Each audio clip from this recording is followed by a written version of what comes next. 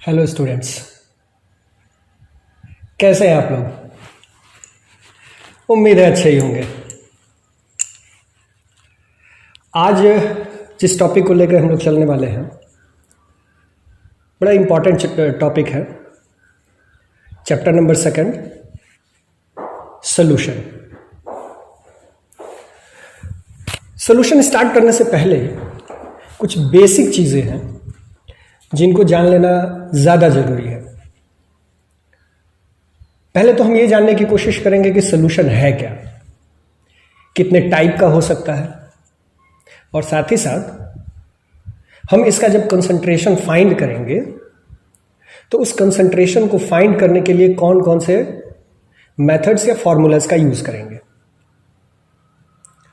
आज के लेक्चर में हम इंट्रोडक्शन केवल लेंगे। नेक्स्ट लेक्चर में कंसंट्रेशन कैसे फाइंड करेंगे और किन किन फॉर्मूलाज का यूज करेंगे उसके ऊपर हम लोग डिस्कस करेंगे। सबसे पहली चीज तो हम स्टार्ट करेंगे एक सिंपल से टर्म्स मिक्सचर के साथ। आपने जूनियर क्लासेस में पढ़ा होगा कि जब दो या दो से अधिक नॉन रिएक्टिंग सब्सटेंसेस को हम आपस में मिक्स करते हैं तो बनने वाला सब्सटेंस मिक्सचर कहलाता है। फिर से एक बार, जब दो या दो से अधिक नॉन रिएक्टिंग सब्सटेंसेस को एक साथ मिक्स करते हैं तो बनने वाला सब्सटेंस मिक्सचर कहलाता है। यह मिक्सचर दो तरीके का हो सकता है। Number 1, homogeneous mixture, and second one is heterogeneous.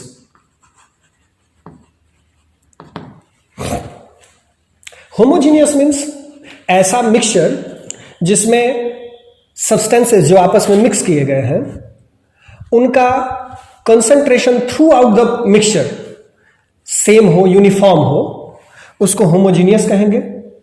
और जिसमें through out the mixture components का कंसंट्रेशन यूनिफॉर्म ना हो उसको हेट्रोजीनियस कहेंगे।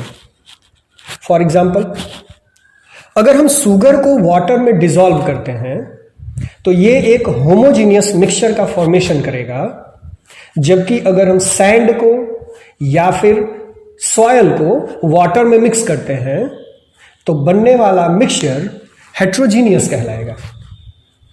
अब इनकी यूनिफॉर्मिटी के बेसिस पे होमोजीनियस को हम नाम देते हैं ट्रू सॉल्यूशन, जबकि हेट्रोजीनियस वाला जो मिक्सचर है इसके दो टाइप आते हैं। फर्स्ट को हम कहते हैं कोलाइडल सॉल्यूशन और सेकंड को कहते हैं सस्पेंशन। ठीक है, यानी मिक्सचर का मतलब हो गया दो या दो से अधिक नॉन रिएक्टिंग सब्सटेंसेस को हम जब आपस में मिक्सअप करेंगे तो बनने वाला सब्सटेंस मिक्सचर होगा।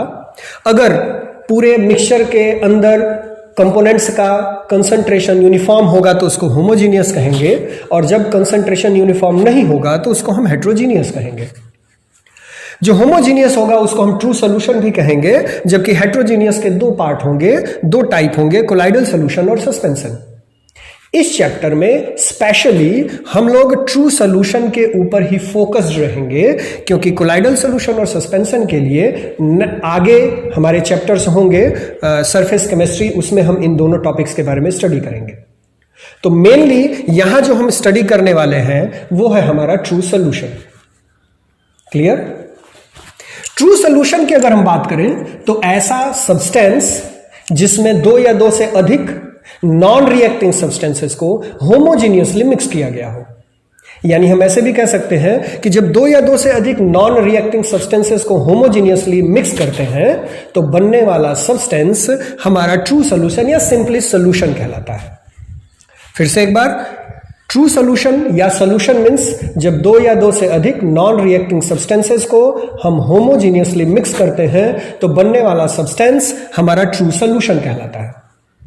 किसी भी सॉल्यूशन के दो कंपोनेंट होते हैं। कोई भी आप मिक्सचर प्रिपेयर करें, सॉल्यूशन प्रिपेयर करें तो उसके दो कंपोनेंट्स होंगे। First one is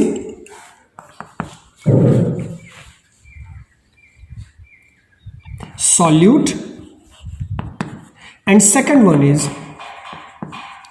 solvent. दो कंपोनेंट है सॉल्यूट और सॉल्वेंट. सॉल्यूट मीन्स वो सब्सटेंस जिसको डिसॉल्व किया जाए और सॉल्वेंट मीन्स वो सब्सटेंस जिसके अंदर डिसॉल्व किया जाए. दैट मीन्स सॉल्यूट यानी वो सब्सटेंस जिसको सॉल्वेंट के अंदर डिसॉल्व किया जाए और सॉल्वेंट मीन्स वो सब्सटेंस जिसमें सॉल्यूट को डिसॉल्व करे. ये तो समझने की बात हो गई. डिफाइन कैसे करेंगे? तो सॉल्यूट किसी भी सॉल्यूशन का वो कंपोनेंट होता है जिसका अमाउंट पूरे सॉल्यूशन में कम होता है. हालांकि ये जनरली हम लेते हैं, यानी जनरल वे में अगर ले तो सॉल्यूट मींस वो सब्सटेंस या वो कंपोनेंट सॉल्यूशन का जिसका अमाउंट सॉल्यूशन में कम हो और जिसका अमाउंट सॉल्यूशन में ज्यादा होगा उसको हम जनरली सॉल्वेंट लेंगे. हालांकि बहुत से ऐसे एग्जांपल्स आपको मिल सकते हैं जहां सॉल्वेंट की क्वांटिटी कम होगी इन कंपैरिजन टू सॉल्यूट के. तब उस कंडीशन में हम सॉल्वेंट और सॉल्यूट को कैसे डिफाइन करेंगे? तो उस कंडीशन में सॉल्यूट और सॉल्वेंट को डिफाइन करने के लिए हम दूसरे मेथड का यूज करते हैं, दूसरी डेफिनेशन लेते हैं. वो डेफिनेशन है कि ऐसा सब्सटेंस, ऐसा कंपोनेंट जो किसी भी सॉल्यूशन के फिजिकल स्टेट को डिटरमाइन करे उसको हम सॉल्वेंट कहेंगे और सभी components other than solvent solute कहलाएंगे. अगेन रिपीट कर रहा हूं मैं. सॉल्वेंट मीन्स किसी भी सॉल्यूशन का वो कंपोनेंट जो किसी सॉल्यूशन के फिजिकल स्टेट को डिटरमाइन करता है उसको हम सॉल्वेंट कहेंगे और सॉल्वेंट के अलावा जितने भी सब्सटेंसेस होंगे वो सारे के सारे आपके सॉल्यूट कहलाएंगे.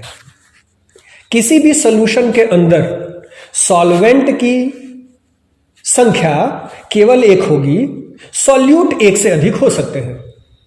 यानी जब भी हम सॉल्यूशन प्रिपेयर करेंगे एक सॉल्वेंट होगा और सॉल्यूट एक या एक से ज्यादा हो सकता है. अब इस बेसिस पर अगर हम सॉल्यूशन को डिवाइड करें on the basis of components तो हम लेंगे बाइनरी, टर्नरी एंड क्वाटर्नरी. यानी नंबर ऑफ कंपोनेंट्स के बेसिस पर सॉल्यूशंस तीन या उससे ज्यादा तरीके के हो सकते हैं. कौन कौन से? नंबर 1 बाइनरी सॉल्यूशन, यानी वो सॉल्यूशन जिसके अंदर केवल एक सॉल्यूट डिसॉल्व हो सॉल्वेंट के अंदर, यानी एक सॉल्यूट एक solvent. Number 2 ternary, that means कि सॉल्वेंट एक सॉल्यूट 2, यानी total number of components 3. Number 3 quaternary, that means कि ऐसे सभी सॉल्यूशन जिसमें कंपोनेंट्स की टोटल संख्या 4 हो, यानी एक सॉल्वेंट हो और 3 आपके सॉल्यूट हो. यानी यहां जो हम मेनली स्टडी करने वाले हैं वो बाइनरी सॉल्यूशन के बारे में स्टडी करने वाले हैं, यानी केवल एक ही सॉल्यूट डिसॉल्व हो हमारे सॉल्वेंट के अंदर. क्लियर? फिर से एक बार मैं रिपीट कर देता हूं. सॉल्यूट और सॉल्वेंट को दो तरीके से डिफाइन कर सकते हैं. पहला तरीका है कि किसी भी सॉल्यूशन का वो कंपोनेंट जो फिजिकल स्टेट को डिटरमाइन करेगा वो सॉल्वेंट होगा और सॉल्वेंट के अलावा जितने भी सब्सटेंसेस होंगे वो हमारे सॉल्यूट कहलाएंगे. फॉर एग्जाम्पल, अगर हम अल्कोहल और वाटर का सॉल्यूशन प्रिपेयर करते हैं और इस दौरान हम 10 ml अल्कोहल को डिसॉल्व करते हैं 20 ml वाटर के अंदर, तो यहां वाटर की क्वांटिटी पूरे दोनों कंपोनेंट्स में ज्यादा है, इसलिए इस सॉल्यूशन के अंदर जो वाटर है हमारा वो एक सॉल्वेंट की तरह बिहेव करेगा. दूसरी तरफ अगर हम सिरप ले लें जिसके अंदर शुगर को डिसॉल्व किया गया हो वाटर के अंदर, और यहां हम 60 ग्राम शुगर को 40 ग्राम वाटर के अंदर डिसॉल्व कर रहे हैं, तो भले ही यहां वाटर की क्वांटिटी 40 ग्राम हो जो कि 60 ग्राम के कंपैरिजन में कम है, लेकिन इसके बावजूद हम वाटर को सॉल्वेंट कंसीडर करेंगे बिकॉज वाटर इस पूरे सॉल्यूशन का फिजिकल स्टेट डिटरमाइन करेगा। यानी दो तरीके हो गए। नंबर एक, वो सब्सटेंस जिसकी क्वांटिटी ज्यादा होगी वो सॉल्वेंट होगा, या फिर वो सब्सटेंस जो पूरे सॉल्यूशन का फिजिकल स्टेट डिटरमाइन करेगा वो सॉल्वेंट होगा। सॉल्वेंट और सॉल्यूट की क्वांटिटी के बेसिस पर, क्वांटिटी मींस कि कितने कंपोनेंट्स हैं इसके बेसिस पर, ये 3 या 3 से अधिक तरीके का ले सकते हैं हम, बाइनरी, टर्नरी और क्वाटरनरी। क्लियर? नेक्स्ट, अगला जो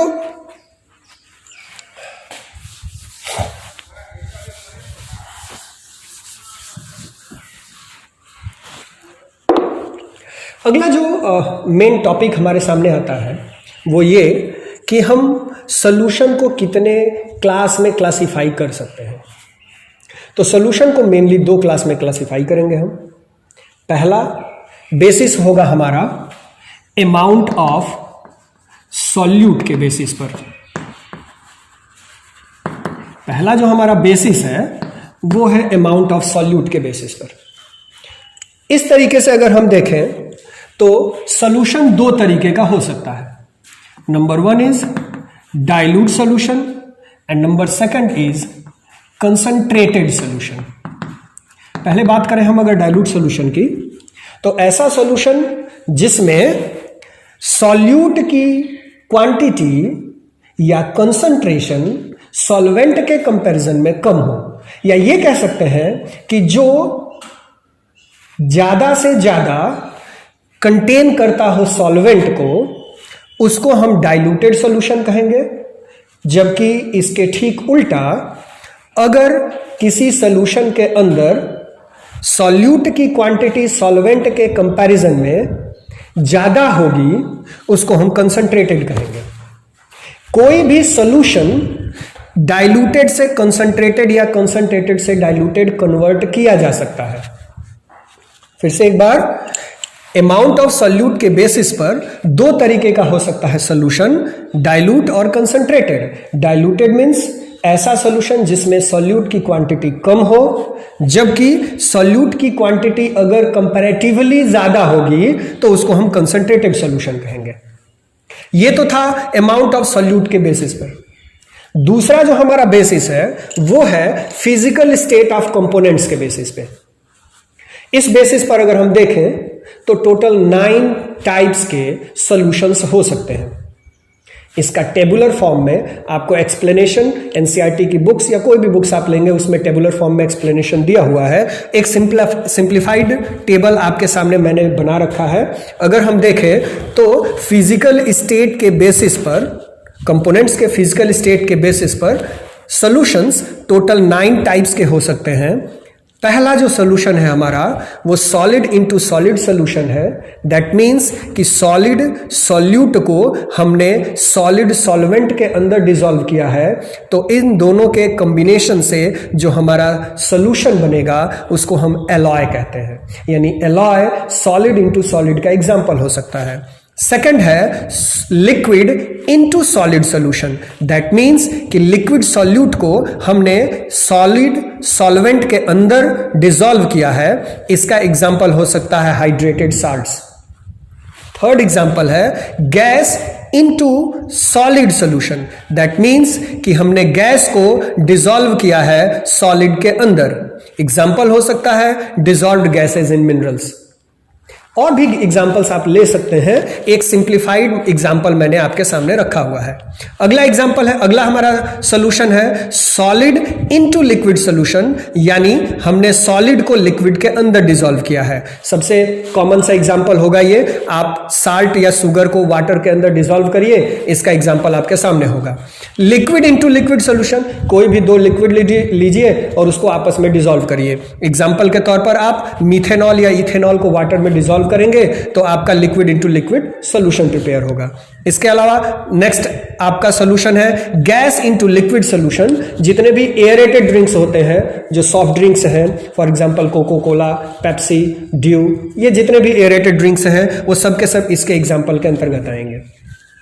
लास्ट है हमारा, जब हम किसी गैस सॉल्वेंट के अंदर सॉलिड, लिक्विड या गैसियस सब्सटेंसेस को डिसॉल्व करके सॉल्यूशन प्रिपेयर करते हैं। तो अगर हम सॉलिड को गैस में डिसॉल्व करें या लिक्विड को गैस में डिसॉल्व करें या फिर गैस को गैस में डिसॉल्व करें, तो ये तीन और आपके सॉल्यूशंस सामने आते हैं। जब सॉलिड को गैस में डिसॉल्व करेंगे तो एग्जांपल होगा आयोडीन वेपर इन एयर।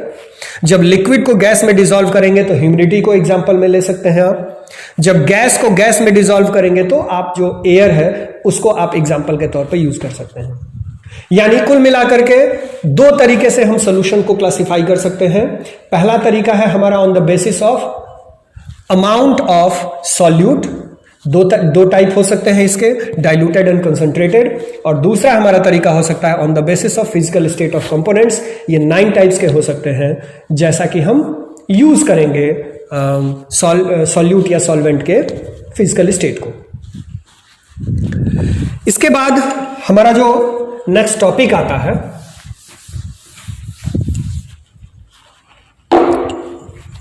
वो है सॉल्यूशंस की प्रॉपर्टीज।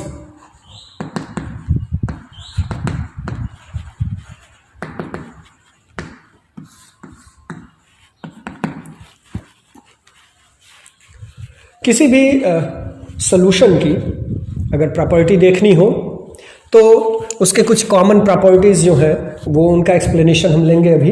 पहली तो प्रॉपर्टी ये हो सकती है कि कोई भी सॉल्यूशन अगर आप लेते हैं तो उस सॉल्यूशन में केवल और केवल एक फेज होगा। दैट मीन्स कि कोई भी सॉल्यूशन सिंगुलर फेज का होता है। यानी आप कह सकते हैं कि सॉल्यूट या सॉल्वेंट को जब आपस में मिक्सअप कर देते हैं तो फिर जो सॉल्यूशन प्रिपेयर होगा उसका फेज एक होगा। दूसरा आप प्रॉपर्टी इसका ले सकते हैं कि यूनिफॉर्मिटी पाई जाती है। दैट मीन्स कि सॉल्यूट को जब आप सॉल्वेंट के अंदर डिसॉल्व करते हैं तो उसकी प्रॉपर्टीज यूनिफॉर्म होती है। रिफ्रैक्टिव इंडेक्स ले लीजिए, यूनिफॉर्म प्रॉपर्टी होगी through out the solution. Number third, अगर आप सॉल्यूट के पार्टिकल्स की साइज देखें तो पार्टिकल्स की जो साइज होगी वो less than 10 to the power -7 centimetre होगी। यानी सॉल्यूट और सॉल्वेंट के सॉल्यूशन के प्रिपेयर करने के बाद जो सॉल्यूट की पार्टिकल्स की साइज होगी वो 10 टू द पावर -7 सेंटीमीटर से स्मॉलर होगी। अगली प्रॉपर्टी ये हो सकती है कि अगर आप सॉल्यूट को डिसॉल्व करते हैं सॉल्वेंट के अंदर तो दोनों को यानी सॉल्यूट और सॉल्वेंट को आप इजीली सेपरेट नहीं कर सकते हैं। यानी आप सॉल्वेंट को सॉल्यूट से इजीली सेपरेट नहीं कर सकते, उसके लिए आप किसी न किसी फिजिकल प्रोसेस का यूज करेंगे। तो components can't be easily separated.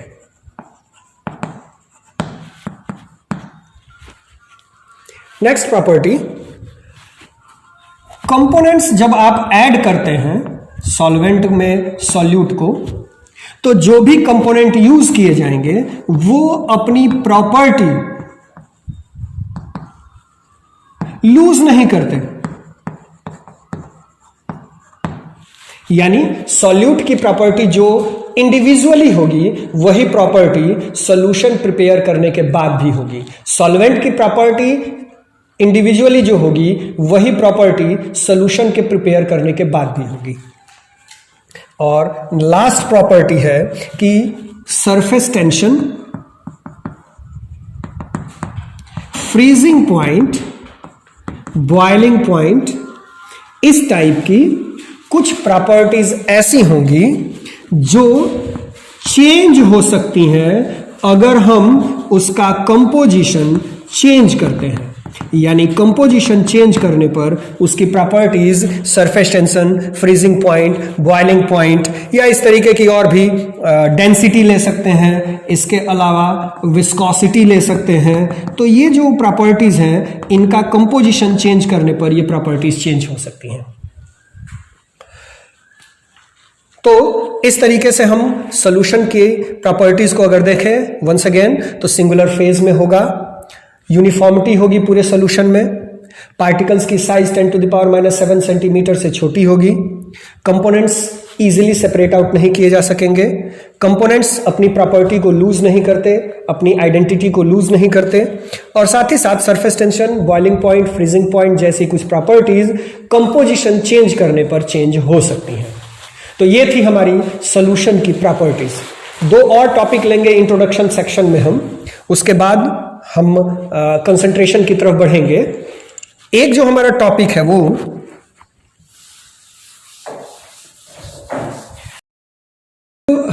Section है, हमारा टॉपिक है वो इंट्रोडक्शन का लास्ट टॉपिक है। दो टॉपिक्स और हम डिस्कस करेंगे, इसके बाद कंसंट्रेशन की तरफ बढ़ेंगे हम लोग। पहला जो टॉपिक है हमारा वो लिक्विड और लिक्विड सॉल्यूशन का है। दैट मीन्स कि जब हमारे पास सॉल्वेंट और सॉल्यूट दोनों का दोनों लिक्विड हो, तो आपको मैं बता दूं कि जब भी हम लिक्विड को लिक्विड के अंदर डिसॉल्व करते हैं तो ये जरूरी नहीं है कि बनने वाला सॉल्यूशन होमोजीनियस ही हो। यानी हमेशा लिक्विड इनटू लिक्विड का सॉल्यूशन होमोजीनियस नहीं होगा, हेट्रोजीनियस भी हो सकता है। तो अब अगर हम लिक्विड को लिक्विड के अंदर डिसॉल्व करते हैं तो तीन तरीके के सॉल्यूशंस हमारे सामने मिलते हैं। पहला, कंप्लीटली मिसिबल सॉल्यूशंस, यानी सॉल्वेंट के अंदर सॉल्यूट कंप्लीटली डिसॉल्व हो जाए। फॉर एग्जांपल, जब हम अल्कोहल को वाटर के अंदर डिसॉल्व करेंगे तो ये कंप्लीटली डिसॉल्व हो जाएगा। यहां एक चीज आपको गौर करना है कि अल्कोहल और वाटर दोनों का दोनों पोलर सॉल्वेंट, पोलर कंपोनेंट्स हैं। दैट्स वाई पोलर सॉल्वेंट के अंदर पोलर सॉल्यूट डिसॉल्व हो सकता है। दूसरा एग्जांपल है बेंजीन को बेंजीन के अंदर डिसॉल्व करते हैं हेक्सेन को। यहां बेंजीन और हेक्सेन दोनों का दोनों नॉन पोलर सब्सटेंसेस है। दैट्स वाई ये कंप्लीटली मिसिबल सॉल्यूशंस का फॉर्मेशन करेंगे। दूसरा है इमिसिबल या कंप्लीटली इमिसिबल सॉल्यूशन। यहां एक कंपोनेंट हमारा पोलर नेचर का होगा जबकि दूसरा कंपोनेंट अगर नॉन पोलर नेचर का है तो फिर इमिसिबल या कंप्लीटली इमिसिबल सॉल्यूशंस का फॉर्मेशन होगा। यानी अगर हम बेंजीन को वाटर के अंदर या वाटर के अंदर बेंजीन को डिसॉल्व करते हैं तो बनने वाला सॉल्यूशन इमिसिबल सॉल्यूशन होगा। तीसरा है हमारा पार्शियली मिसिबल। दैट मीन्स कि कुछ पार्ट उसका डिसॉल्व हो जाए। फॉर एग्जाम्पल, ईथर को अगर डिसॉल्व करें वाटर के अंदर तो दोनों सब्सटेंसेस पार्शियली मिसिबल सॉल्यूशन का फॉर्मेशन करते हैं। तो ये था हमारा लिक्विड इनटू लिक्विड सॉल्यूशन। अगला जो हमारा है वो सॉलिड इनटू सॉलिड सॉल्यूशन है। दैट मीन्स कि अगर सॉल्वेंट और सॉल्यूट दोनों का दोनों हमारा सॉलिड स्टेट में हो तब। तो अगर दोनों हमारा सॉलिड स्टेट में है तो दो तरीके के सॉल्यूशंस हमारे सामने मिलेंगे। पहला है सब्स्टिट्यूशनल सॉल्यूशन और दूसरा है हमारा इंटरस्टिशियल सॉल्यूशन। दोनों में क्या डिफरेंस है, आइए एक फिगर के थ्रू समझने की कोशिश करते हैं। अगर हमने कोई सॉल्यूशन प्रिपेयर किया जिसमें सॉल्वेंट के पार्टिकल्स की साइज सॉल्यूट के पार्टिकल्स के कंपैरिजन में बड़ी है और सॉल्यूट के पार्टिकल्स छोटे हैं,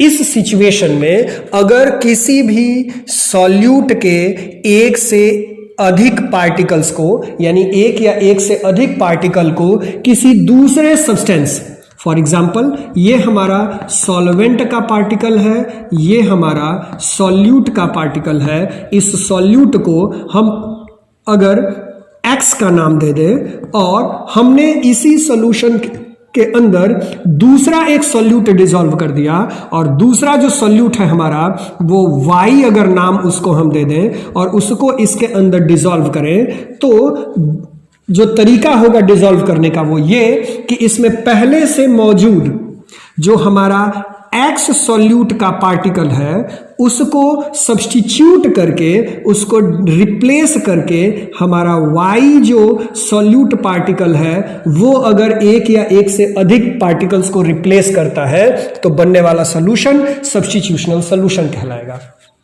एक या एक से अधिक जगहों पर भी X के पार्टिकल को डिस्प्लेस करके Y का पार्टिकल आ सकता है, यानी सब्स्टिट्यूट कर सकता है। शर्त यह है कि X और Y, दैट मीन्स कि दोनों सॉल्यूट पार्टिकल्स जिसको रिप्लेस किया जा रहा है या डिस्प्लेस किया जा रहा है और जिसको ऐड किया जा रहा है, दोनों के पार्टिकल्स की जो साइज है वो सेम होनी चाहिए।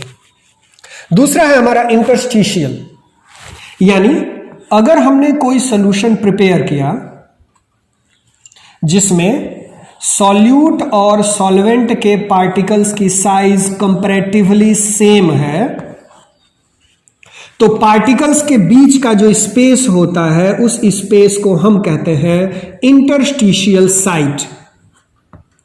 अब इस टाइप के सॉल्यूशन में हम बिना किसी सॉल्यूट या सॉल्वेंट के पार्टिकल को डिस्प्लेस किए हुए, सब्स्टिट्यूट किए हुए, हम नया कोई solute particle in interstitial site के ऊपर ऐड कर देते हैं, तो इस तरीके से बनने वाला जो सॉल्यूशन होगा वो हमारा इंटरस्टिशियल सॉल्यूशन कहलाएगा। इसके लिए अनिवार्य यह है कि जो सब सॉल्यूट पार्टिकल ऐड किया जाने वाला है उस पार्टिकल की साइज वॉइड की साइज के इक्वल होनी चाहिए या उससे छोटी होनी चाहिए, जबकि सब्स्टिट्यूशनल सॉल्यूशन में जिसको सब्स्टिट्यूट किया जा रहा है और जिसके द्वारा सब्स्टिट्यूट किया जा रहा है, दोनों पार्टिकल्स की साइज सेम होनी चाहिए। तो आज का इंट्रोडक्शन का जो टॉपिक है हमारा यहां समाप्त होता है। मैं फिर से एक बार रिकैप कर दे रहा हूं कि आज हमने क्या क्या पढ़ा। हमने शुरुआत की मिक्सचर के साथ, इसके बाद हमने मिक्सचर के दो टाइप पढ़े, होमोजीनियस एंड हेट्रोजीनियस। होमोजीनियस का टाइप में हमने लिया ट्रू सॉल्यूशन और हेट्रोजीनियस में हमने लिया कोलाइडल सॉल्यूशन और सस्पेंशन। ट्रू सॉल्यूशन हमें मेनली यहाँ स्टडी करना था, तो हमने ट्रू सॉल्यूशन के ऊपर ही अपने आगे की स्टडी को फोकस किया। हमने पढ़ा कि सॉल्यूशन के दो कंपोनेंट हो सकते हैं, सॉल्यूट और सॉल्वेंट। सॉल्यूट वो सब्सटेंस होगा जो या तो लेस अमाउंट में होगा सॉल्यूशन में, या फिर जो फिजिकल स्टेट को डिटरमाइन नहीं करता होगा। सॉल्वेंट वो कंपोनेंट होगा जिसकी क्वांटिटी या तो सॉल्यूशन में ज्यादा होगी या फिर वो सॉल्यूशन के फिजिकल स्टेट को डिटरमाइन करता होगा। दोनों के लिए हमने एक एक एग्जांपल लिया और एग्जांपल के बेसिस पर हमने जाना कि कैसे सॉल्यूट और सॉल्वेंट में डिफरेंशिएट कर सकते हैं। इसके बाद हमने पढ़ा कि कंपोनेंट्स की कितनी संख्या है सॉल्यूशन में, इस बेसिस पर सॉल्यूशन कितने टाइप का हो सकता है। तो अगर कंपोनेंट्स 2 है तो बाइनरी सॉल्यूशन, कंपोनेंट्स अगर 3 है तो टर्नरी सॉल्यूशन, और अगर 4 है तो क्वाटर्नरी सॉल्यूशंस। इस तरीके से हमने 3 ये क्लासिफिकेशन पढ़ा। इसके बाद हमने जाना कि सॉल्यूशन को क्लासिफाई कितने तरीके से कर सकते हैं। तो सॉल्यूशन को क्लासिफाई करने के लिए हमने 2 तरीका यूज किया। पहला, सॉल्यूट की क्वांटिटी कितनी है, इसके लिए हमने 2 डिफरेंशिएशन किए, इसमें 2 क्लासिफिकेशन हमने इसमें किए। पहला था डाइल्यूट सॉल्यूशन और दूसरा concentrated solution. Dilute solution means जिसमें सॉल्यूट की क्वांटिटी सॉल्वेंट के कंपैरेटिवली कम हो, और कंसंट्रेटेड का मीन सॉल्यूशन का मतलब हुआ कि ऐसा सॉल्यूशन जिसमें सॉल्यूट की क्वांटिटी सॉल्वेंट के कंपैरेटिवली ज्यादा हो। इस तरीके से हमने पहला क्लासिफिकेशन पढ़ा। दूसरा क्लासिफिकेशन हमने सॉल्यूट और सॉल्वेंट के फिजिकल स्टेट के बेसिस पर पढ़ा। हमने टोटल 9 टाइप का सॉल्यूशन पढ़ा, जिसमें हमने सॉलिड सॉल्वेंट के अंदर सॉलिड, लिक्विड और गैस सॉल्यूट डिजॉल्व किया, लिक्विड सॉल्वेंट के अंदर सॉलिड, लिक्विड और गैस सॉल्यूट डिजॉल्व किया, इसके अलावा गैस सॉल्वेंट के अंदर सॉलिड, लिक्विड और गैस सॉल्यूट डिजॉल्व किया। तो टोटल 9 टाइप का हमने सॉल्यूशन के क्लासिफिकेशन में पढ़ा। इसके बाद हमने उसकी प्रॉपर्टी के बारे में पढ़ा कि सॉल्यूशन की प्रॉपर्टी क्या हो सकती है। यूनिफॉर्मिटी हो सकती है, कंपोनेंट्स अपनी आइडेंटिटी लूज नहीं करते, पार्टिकल की साइज 10⁻⁻7 सेंटीमीटर से छोटी होती है, कुछ प्रॉपर्टीज ऐसी हैं जो कंपोजिशन चेंज करने पर प्रॉपर्टीज चेंज हो सकती हैं, एंड सो ऑन। पीछे हमने डिस्कस किया है इसके बारे में। इसके बाद हमने 2 अलग से टॉपिक लिए, एक लिक्विड लिक्विड सोल्यूशन लिया और हमने एक सॉलिड सॉलिड सोल्यूशन लिया। लिक्विड लिक्विड सोल्यूशन में हमने मिसिबल, इमिसिबल और पार्शियली मिसिबल सोल्यूशन लिए, 3 सोल्यूशंस हमने, और सॉलिड सॉलिड सोल्यूशन में सब्स्टिट्यूशनल सोल्यूशन और इंटरस्टिशियल सोल्यूशन हमने 2 टाइप का सोल्यूशन लिया। आज के लिए बस इतना ही। नेक्स्ट लेक्चर में हम लोग किसी भी सोल्यूशन के कंसंट्रेशन को कैसे फाइंड करेंगे और किन किन फॉर्मूलाज का यूज करेंगे, इसके बारे में डिस्कस करेंगे। That's all for today. Have a good day.